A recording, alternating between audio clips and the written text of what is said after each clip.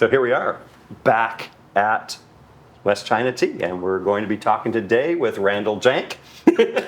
told you I was going to mispronounce it. Wow. It's all good. That was clearly intentional. That was intentional. That's a microaggression, Richard. But, yeah, go on. Randall. So So-Han's going to be bringing us some tea. It's nice to be back here again. It is. It's been a couple weeks. I haven't had any whiskey for the past 2 weeks, so gosh, I'm ready to be here. Super excited to be here today. Welcome, Randall. Thank you. Whiskey Shaman. I'd love to hear more about that. Okay, so basically, it was kind of a tongue-in-cheek play because I'm a whiskey sommelier. So one of the things is that we don't take ourselves serious at all. Okay. We are just shepherds of whiskey, and so I said, I want to be your guide to the spirit world. And what is a spiritual leader? Right. A shaman. So I said, cool, that works out, and it's a cool little cheeky little thing. So that's what I do. I like that. Yeah, the spirit world. And in my podcast, I do tend to get spiritual on some aspects. So we'll see where it goes. Very recently, Randall was on a podcast called "If You Have Ghosts, You Have Everything." You have everything, and it's a whiskey maker, another spirit evangelist from the Spirits of French Lick in Indiana. And so they were talking a lot on their little podcast about the journey that Randall's been going through over the past year with some medical issues. But he's better now. Yep. And we're able to get out in public and have some conversations and drink some whiskey and tea. Absolutely. Let's do it. So since you're a whiskey shaman, then I assume that you've got a coaching program and we can go on a retreat like in Tulum with excursions. I have to sleep with your wife. So. Right. Of course. That's just how it is. If the medicine doesn't work, if you don't pay the shaman, exactly. Exactly. Yeah, and you sit there with a bowl of whiskey and meditate with it, right? Absolutely. Okay, cool. As long as we're on the same page, good. It might have peyote in it, who knows, but that's fine. That's fine. What kind of tea do you bring for us today? Well, I based on the cue, based on the prompt, I went ahead and I just brought the whole tube because I was like, we got a bunch of different stuff to try, so I want to have the agility to kind of mix it up a little bit. I don't remember. I think I made some of these coins on the show already. Did I make amethyst? Does anyone know if I made amethyst? I don't recall. Hearing amethyst. I'm gonna do amethyst. So I wanted to do a white tea, and not like a super old white tea. The aged white teas are more like dates and honey. But we were apple, right? Yeah. That was the off-screen prompt. Was that apple is involved, and so the fresher white teas tend to have more of that like appley, crisp, fruity profile in like a subtle way, not like in a Apple Jacks kind of situation. But this is a purple white tea. And I'm just going with this one because it's new. We just got this one a couple months ago as a coin for the first time. It's a purple tea. Purple is not the type of tea the way that green tea or red tea or oolong tea is. Purple is the phenotype. So the leaves on this plant were purple. It's a mutation. It's a naturally occurring mutation. Wow. And so this is harvested from just those purple leaves. And getting just the purple leaves is a whole ordeal because they're rare. You've got to skip a bunch of plants to get the purple leaves. Really what you do is you go out with 2 baskets. You pick purple leaves in one, green leaves in another. At the end of the day, you got a big basket of green leaves, a little handful of purple leaves. Wow. And so this is made from that. Process is white tea, meaning that it's raw. There's our little coin here. And I'll pass this around. You can kind of smell it, take a look at it. It shouldn't have too strong of a smell yet because it's still cold. Are all the teas in this jar different? They're all different. There's 10 different teas. Yeah, they're all by the same dude. His name is Li Shu Lin. This is like our sampler pack. We sell this in our store and our website. So people come in all the time and they're like, I want some tea, but I don't know what I want. I'm like, here, this is $35. This is 10 different teas. It comes with a little legend so you know what they all are. There's a QR code. You can know like all the details about them. This way you don't have to decide. So this is the pot of gold of tea. Absolutely. Yeah. It sounds like it. Why is the pot of gold? Pot of gold actually it's the chocolates, and they have all of the little guides to what each of the chocolates are. Yeah, you're right. Yeah. It is kind of like that. Yeah. Oh, that's a good analogy. Thank you. I'm going to go ahead and give this a little rinse here and wake it up, and then we'll smell it again, and it should be a little bit more fragrant. I'm excited for this brandy. Yeah. French Lick. That's where Larry Bird's So to start off, we're not going to drink whiskey, right? Yeah, I know. That's what you would think. You know, you got us two here, the whiskey. Boo! Boo!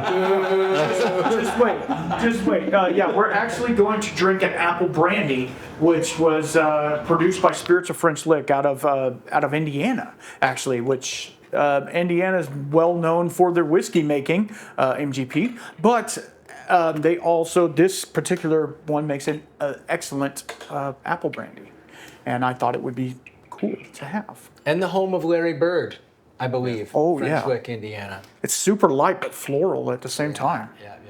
That's this fresh white tea. They say, ooh, yeah. So you get a little bit of that, sweet kind of floral notes. Oh, that's a little nice. bit of that fruitiness. Aged white tea. You know, the saying for white tea is 1 year tea, 3 years medicine, 7 years treasure. But and as it gets older, you get more that sweetness of that kind of floral sweetness evolves more into this like raisin, grape, date, honey, kind of even getting into like molassesy kind of notes. But this is nice and fresh. This is 2021, so it's getting to 3 years, but it's not there yet. I guess later this spring it'll hit its 3 year mark. So I figured this would be a nice one to start with, and I feel like I haven't had a lot of brandy, actually hardly much brandy. It's kind of like you wouldn't just like get it at a bar most of the time. Yeah, True. Yeah, brandy can be a little bit confusing for a lot of people. Even when one of our friends in Blanco, Ty Phelps, was doing brandy, some of the comments that he was getting was, "Oh, I don't like that. That's too sweet." It's similar to what we get with rum, but most people, when they think of apple brandy or peach brandy or something like that, because brandy is made from fruit and it's a distillation from fruit. And if it's a clear spirit, it's usually called eau de vie. But if it's aged, it'll become brandy. So you're starting off with fruit fermentation. So it could be wine, it could be bananas, it could be peaches, apples. And depending on the locations, it may have different names. The problem is here in America, we tend to like things sweet. So there are certain California distilleries that are adding basically cordial liqueurs or sweet flavored things back into brandy. So when people say apple brandy, the expectation right up front is a sweet apple liqueur, probably around 30% or 70 proof. In terms of alcohol. This is not what this is. No. You want to bring out the bottle? For sure. And we'll try some tea. Let's do it. Beautiful. Love that color. And this is a fresh crack on this bottle just for you guys. So Cool. I haven't had any crack in a long time, so Okay, it's gonna good. be great. Yeah, I'm ready though. I don't have anything else to do tonight, so. So this comes from a friend of ours in Indiana. His name is Alan Bishop from the Spirits of French Lick, and he is another alchemist, crazy, experimenting type of guy who just wants to do it all. yeah. And you were recently talking to him. Yeah, I was. And also one of the cool things that he does with his distillation practice is he goes deep into the terroir and the history of the region. And that's why I felt it was appropriate to bring here, because you guys are all about understanding the history of the tea. And so back in the day, pre-prohibition, there was 190 different apple brandy distilleries in Indiana alone. Say that number again? 190. Wow. You know how many there are now? Zero. Zero. Now there's distilleries that make apple But brandy. they're not apple brandy They're not specialists. apple They brandy were. specialists. What happened? Did all the apples die? Prohibition. Prohibition. That's brutal. Came out and yeah. Am I smelling again? Give it another smell just Okay. to get our palates ready. And the color, it's a little bit lighter, it's but a it's little similar color. This one is, I think, 4 years old. Yeah, it's 4 years old, and they only Spirits of French Lick only uses pot still, so you're going to get a really deep, rich flavor out of it. Cool. It's got to have more of those esters. Yep. Okay, cool. What do they call it for rum Esters, again? congeners, yes. But what was the like bungo or something? What No, was the we were funny talking name? about hogo and funk. Hogo. Yes, That's right. Yeah, but I don't know if it'll have Hogo in it, but I just love that word. It's such a great word. It sounds like you're making stuff. Maybe you are. Maybe you're just punking me this whole show. So we're gonna give it a smell first, and then slurp it. And then after you swallow, exhale through your nose, and that's where you're gonna get more of that fruity. Yeah. Super fruity. Yeah, the retro nasal olfaction, they call it. Absolutely. Same in whiskey. Yeah. So in terms of history with apples, the whole story of Johnny Appleseed goes back, and Johnny Appleseed was actually dropping seeds, as opposed to most of the apples that are made these days are done through propagation, where you're actually splicing them onto other growth. So you're basically growing the same variety over and over again. When you're dropping seeds, there's a lot of mutation that happens, and you get a lot of different varieties from the different trees. The way that the homesteaders were able to say that this was part of their property was they would say that there were trees, orchards growing, and this is part of their property. It's a way of staking claim, or claim staking land in the United States. So Johnny Appleseed was going from farm to farm, planting all of these seeds, these trees, to grow more apples. The apples had so much variation. Most people don't realize how much variation, because we're just eating apples in the grocery store. Apples can be really, really tart. They can be really small. They can be brown and fuzzy. And they bring out so many different flavors that you're just not used to. And they are perfect for making brandy as well. Right. In northern France, that brandy is called Calvados, and they're using apples and pears. Okay, yeah, I've heard of that. It is interesting because this is a seed-propagated tea. You're talking about, it comes from seed, so that means that the parents of the plant might not resemble the offspring, or the offspring might not resemble the parents in any meaningful way. It's kind of a crapshoot. And that's kind of, you take two purple plants, you breed them together, you're not necessarily going to get purple plants. They just show up sometimes. So it is very interesting. I love seed-propagated tea, and this is something that we talk about in tea culture that you don't necessarily see in liquor or whiskey culture or alcohol culture in the West. Because the tea is just the plant, there's no fermentation, there's no distillation, just the straight plant. And so we talk about the chi of the tea being like the energy, the way it makes you feel, which you could say is like the drug effect of the tea. How does it change your head? And one of the things that we like about seed-propagated tea is that those seed-propagated tea plants have stronger chi than cloned plants. And that's because the seed-propagated plants have this deep taproot that goes way, way down. And those seed-propagated plants will live literally forever if you don't kill them. There's tea trees that are more than 1,000 years old, they estimate, still making tea. The tea from those trees is called gushucha, ancient tree tea, and it's highly sought after. And the idea but the clones don't live forever. They might live 100 years, and then they're kind of gonna like deplete and die. And so there's this idea, the seed-propagated plants just have more chi, more life force, more vigor, because they are immortal, essentially immortal. And so this is an example of this seed-propagated. We also have a cloned purple version of this same tea, of this white tea. Really? And it looks more purple, and it has more of like a blueberry taste, because the concentration of the anthocyanins is much higher because they selected it for that. But the chi is not as strong, so the seed-propagated ones are always more expensive. Usually when farmers are trying to breed for a trait, they're usually trying to breed for more sugar, more sweetness, more flavorability, or those colors, the redness of the apples that becomes very culturally significant as well, because in some cultures the color red is very dominant, and having the reddest apple as opposed to the most flavorful apple is more desirable. Right. And also, like, you can leave it partially ripened in a warehouse for 15 days and it'll ripen just in time for the consumer to buy it at the supermarket. Or you can spray Roundup on it and it doesn't kill the plant, That's another highly desirable property for look, almost the same. We're almost there. Almost there. We're almost there. Can I do? Oh yeah, Yeah, for there sure. we go. That's pretty close. It's pretty close. From where I'm sitting, it's not bad. Not bad. And this is one thing I like about with the teas. From each steeping, we're getting a different flavor, a different effect, and having the conversations while this change is happening. Yeah, absolutely. And you talked about the terroir. So these apples are from French Lit. They're from the area. Yeah, They're from the French Lit area. Yeah, and so like, well, cool caveat to what he was saying about Calvados. Back in the pre-prohibition days, I'll get it out one day. They were actually in Indiana. They were actually shipping the brandy to Calvados because they ran out. They didn't have enough, so they were getting it from Indiana. So like these guys know what they're doing, and this is a ode back to that.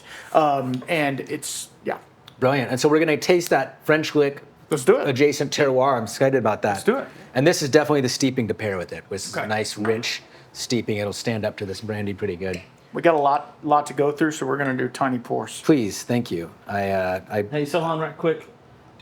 When they harvest the tea from the tea trees, how much leaves do they take versus leaving? So, like, do they strip the tree or? No, you only want the new growth. So it's like when you see a pine tree in the spring and it's got the little light green tips. Mm-hmm. It's like if we just took those little light green tips. So they just take the new growth pretty much.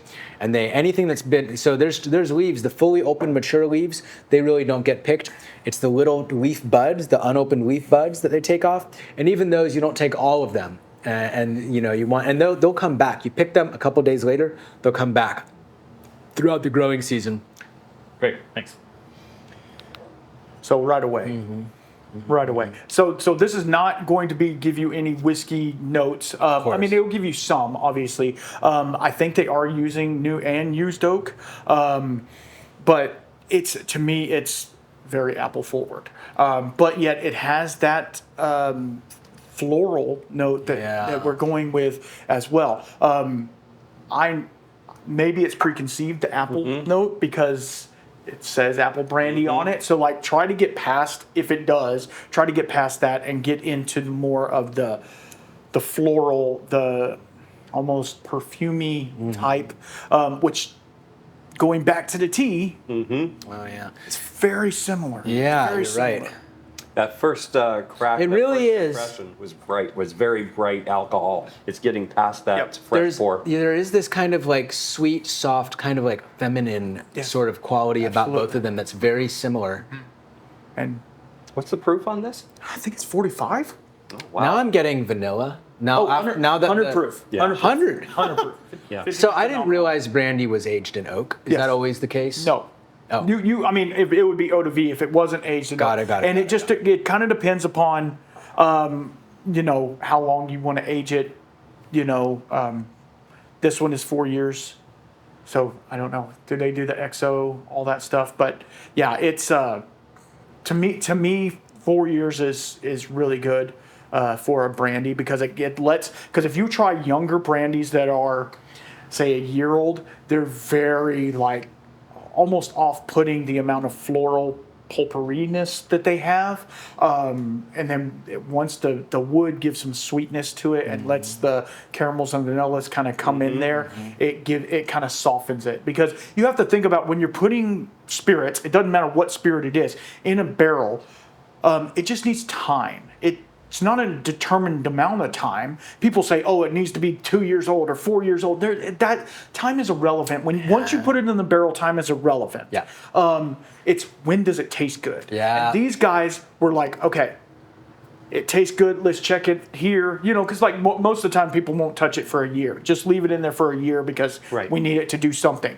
But then at the 4-year mark, they were like, "Okay, we're going to pull this." Now they have other offerings of this that are older aged stated, but they're wildly different. Right. They're more bourbon-esque, Right. because they're going to the get wood. more influence of the wood.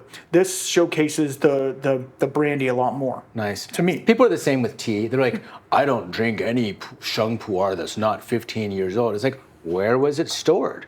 Was it stored in Hong Kong, where it's super humid and it's going to ferment really fast? Is it stored in Yunnan, where it's high and dry, and it's going to, 30 years down, it might still taste like, a green tea, a fresh green. Okay, I'm going to try it now. Go ahead. I'm getting like vanilla and custardy notes out of this. It's like a soft apple pastry, but very elegant and delicate. Wow. It's super light. It's beautiful. Super light. Yeah. This is one of those drinks that obviously a lot of people when they think of brandy, they think of like an after dinner type, sitting around. But to me, it's super light. I feel like it'd be good, like even if you were going to the beach and just wanted something real light and refreshing. If you weren't drinking beer, or whatever. Just casually sipping on some brandy at the beach. Y'all don't do that? What? in my unitard, Now you have the mental picture, so let's go. So the last time I had Calvados, it had a lasting, lingering impression to me of almost the seeds from the apple. This one has more the apple peel. Yeah, Peel. the skin. I was going to say that as well. Yeah, the apple peel, where it's like not bitter, but it's a little, I guess, gives a tannic-ness to it. It's really, really nice. It's really nice, and I like this pairing a lot. And it's really light. And I want to start off obviously with something light, but Yeah. also my whole thing is I love to explore craft, anything that's craft. Because there's the big six out there that are making amazing bourbons and doing cool stuff, but they kind of it overshadows a lot of the craft distilleries that are doing amazing things. And so that's what I brought today, all craft whiskeys. Some of them you probably won't be able to find. I'm sorry, you just won't. I mean, there's places out there you can do some sleuthing, but that's what I like to promote is craft and keeping people, not away from the big guys, but, kind of going over here to where, hey, there's some really cool stuff over here too. Yeah. Like Likewise. I said before, reach out to the distillery direct. Some of them do have, it depends on what state you're in, but some of them do have a direct shipping option, and you'll be able to find some of those shipped directly to you. Again, it has to do with state regulations, whether they're able to ship from that state or they're able to find a shipping solution that can ship it to you from another state. But they've been working on it, and this is... All of my friends are nerds that are nerds to the nth degree, and they're looking for things that when we're getting together, it's like, hey, I found this strange thing with this strange cask finish with this strange, and it's like, have you had it before? and that's part of the adventure. Oh, yeah. is sharing those stories. Now I'm getting getting something else. It almost smells like I had a glass of apple juice and I finished it a while ago, and now I'm smelling the cup, the empty cup where the apple juice is drying onto the inside of the cup. Now right at the bottom, And there's a honey must. honey must. That's a great description. Almost like, and I'm a little bit of a home brewer myself, and so I just recently made a mead, and it's almost like when you ferment honey, it has a specific smell and taste. Yeah. It's similar to me, which not everybody's going to get that tasting note. And my tasting notes are off the wall, guys. So just get there, but it's almost like that, a little bit of a musty, fermenty type, because they let with it being pot stilled, they let all of that. Those congeners and stuff come over to where you can actually access it in there. And they put it at 50% because if you want to put a little dollop of water or whatever, I'm sure it would open up even more there. But yeah, to me, I thought it was fun. It's really nice. It almost tastes effervescent on the tongue.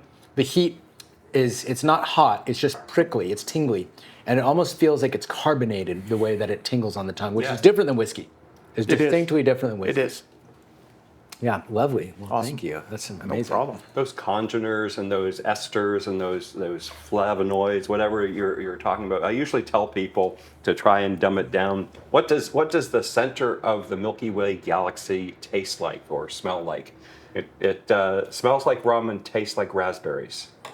If you look, there's they found a pocket of a chemical called was it ethyl formate? In the center of Milky Way galaxy. Google it, and it'll come up. That's the first answer, is that it smells like rum and tastes like raspberries. But that's what you're doing, is you're analyzing chemicals, and esters are chemicals, and your brain is interpreting them. And there's no right or wrong answer. there's not. So when you say apple juice and somebody else says, bright red apple, someone says green apple, we're in the same valley talking about the same things. So there's no right or wrong answers. It's just what your memories bring out of the experience. Absolutely. And then I'm going to do this with the empty cup, because this is something we do with tea. This is called the lungxiu, the cold fragrance. And you can do it with your teacup also. As you finish the last sip, just letting it evaporate. And, because that alcohol will go away, and then you've got The other one that we do is also to take and rub it on your hands and dissipate the alcohol. Yeah, I have a drip left, so we'll try that. I'm going to do it like this so that my wife doesn't think I am more of an alcoholic than I am right now. Oh, come on. But that must has come The out. must is coming out. Yeah, so that is that apple cider musty ferment. Nice. Lovely. Well, thank you. I have not had much brandy, and this was really. And it wasn't like you're right. When I think about brandy, the reason sometimes they do have brandy at a bar or restaurant, and I would never ever order it because I'm always assuming it's going to be this like schnapsy sort of super sweet fruit thing, which is not something that I want to drink. So it's great. Yeah, I was doing some research on brandies and cognacs just yesterday, just to bring back some of those ideas and those talking points back into conversation. Not knowing that Randall was bringing a brandy today, let alone two. But yes, it's where we can talk about these products and the farming. So we're actually going to be moving on to a new product coming up that this person started off as an apple brandy producer. So, Randall, you're over at Whiskey Shaman. You're doing podcasting? I am. Yeah, you can find me at Whiskey Shaman Podcast. I'm on all platforms, pretty active in Instagram and stuff like that as well. So come check it out. I deep dive into all sorts of whiskeys and have all types of guests on, and it's just a good time. Come hang out. And So-Han, $35? $35 all day long, tube of coins. There's 10 different teas. It's a great way to try a bunch of different teas. It comes with a little legend so you know what they are. And we made this to start people off. We spent a lot of, Li Shulin was already producing all these 28 different types of tea that we'll ultimately be able to get in this coin form. The technology for pressing them into a coin instead of like the big cake came about in like 2017, and we were just like, oh, that's so cool. And we designed these different wrappers so that you've got the different wrappers with the different colors, and they're coded so that you can tell what kind of tea they are based on the wrapper. Got it. To a very specific level. We've got 18 different coins right now, and a random assortment of 10 non-repeating ones that goes in every tube. So it's a great way to just explore the world of tea, and then if you end up liking one of these, you can get a bigger bing of that and go deeper into it. It's absolutely the best way to start your tea journey is to buy one of those tubes, because then you get to just explore, because usually it's a bunch of random different teas in there. And so it's just awesome to be able to kind of experiment to start to figure out which ones that you like the most. And you just feel like a wizard with a little glass tube full of coins that turn into potions. So awesome. Absolutely. Well, cool. Well, thanks very much for coming in today, and we're going to wrap this one up and try something else. Thank you for the tea. Cheers, y'all. Cheers.